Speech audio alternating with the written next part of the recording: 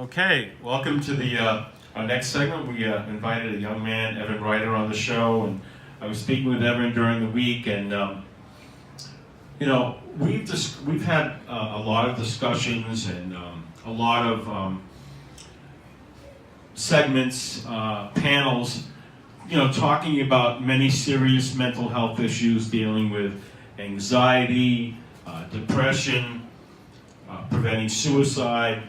And a very good friend of the show, Jackie Shelley, was on our show a couple of weeks ago.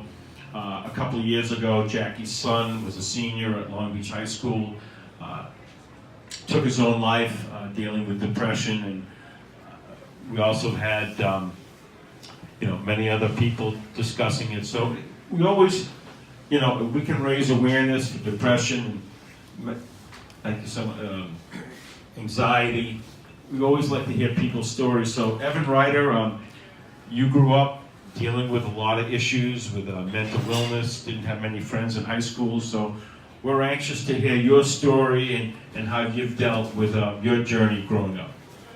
Hey guys, so first of all, it is an honor. It's an honor to be here. Like Howie said, he actually added me on Facebook. So Howie he is a phenomenal man, very good man. Yeah. So basically, for me, the topic of mental illness, I'm very passionate about it because it affects, especially today, it affects a lot of people, and I know, and also the foundation of.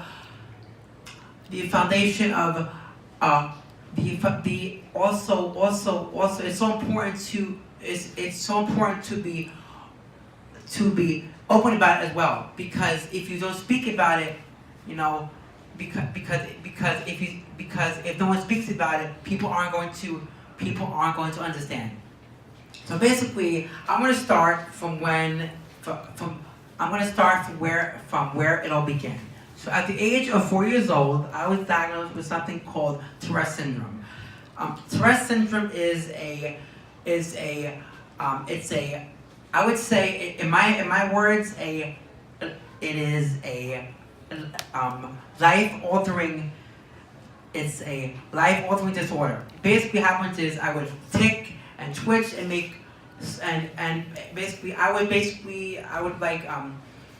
I would have so many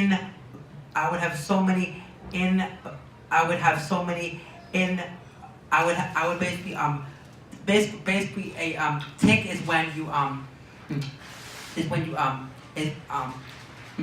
I would jump and stuff, and and at times it was so embarrassing, very embarrassing. At times, I remember at 5 or 6 years old, went to the mall, I would yell and scream. I was like, "Mom, what's going on?"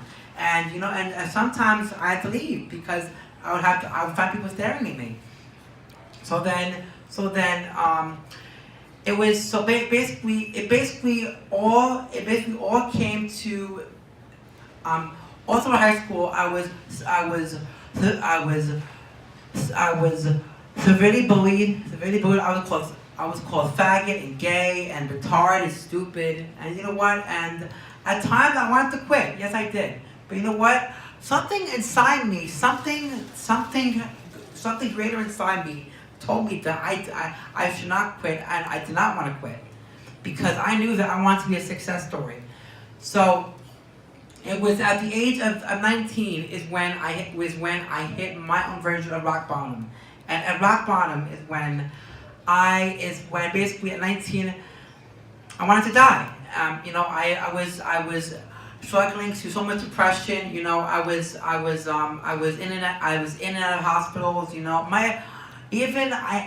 as I said before, I had no friends, so I don't know what to turn to. My parents were always working, so it was extremely tough. So I was in a hospital for 4 months, and through those 4 months, I realized that I had two choices: to either give up or to live a life with a meaning, and to live a life with a meaning. So after I was released from the hospital, I was put into a CR, which is a house with 10 people, and that was and I would say that was that was that was ec- ec- that was that was extremely tough for me. First of all, because at 19 I was so lazy, I didn't want to do anything, and then and that, and then in the CR I was in the house that was so many rules, and like even though I was an adult, I feel like I was being treated like a second-class citizen. So then in the CR I was assaulted, and it was from hell. It really arrived from hell. So then after that group home, I was sent to another group home, and in that group home that was even worse. 'Cause I was with people who were so much older than me, in the 50s and 60s, and in that group home, I was almost killed, and that was something that I will never forget. But you know what? I learned from it, cause and in 2012, that year, that was the year that I decided that I was going to save myself, because I knew that no one else was going to save me. So to that time, I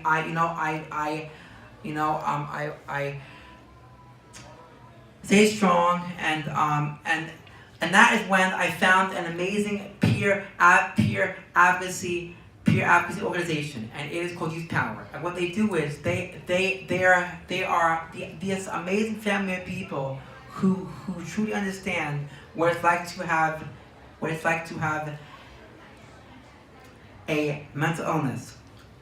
And you know what? And you know the saying, and there's a saying, and there is a saying, nothing about us without us. It's true. It basically shows that, someone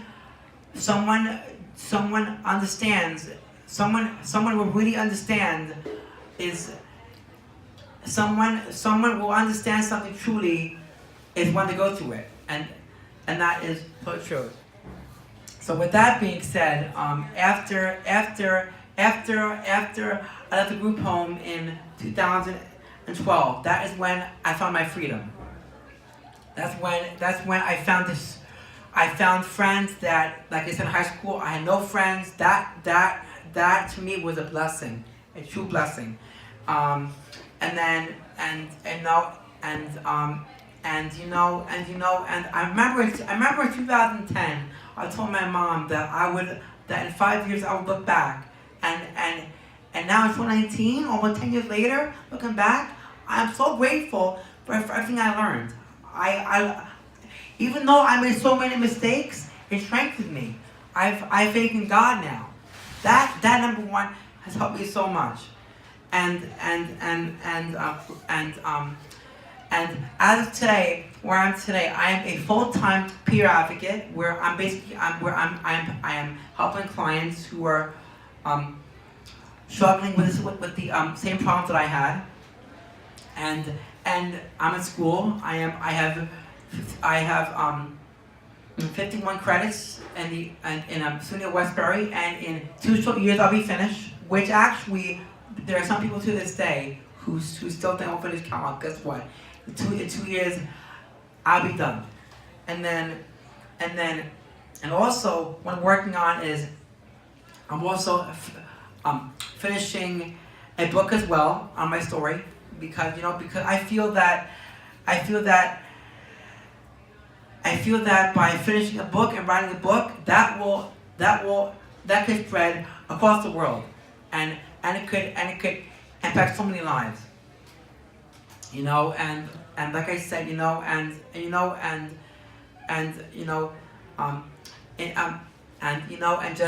looking back, I'm just so grateful.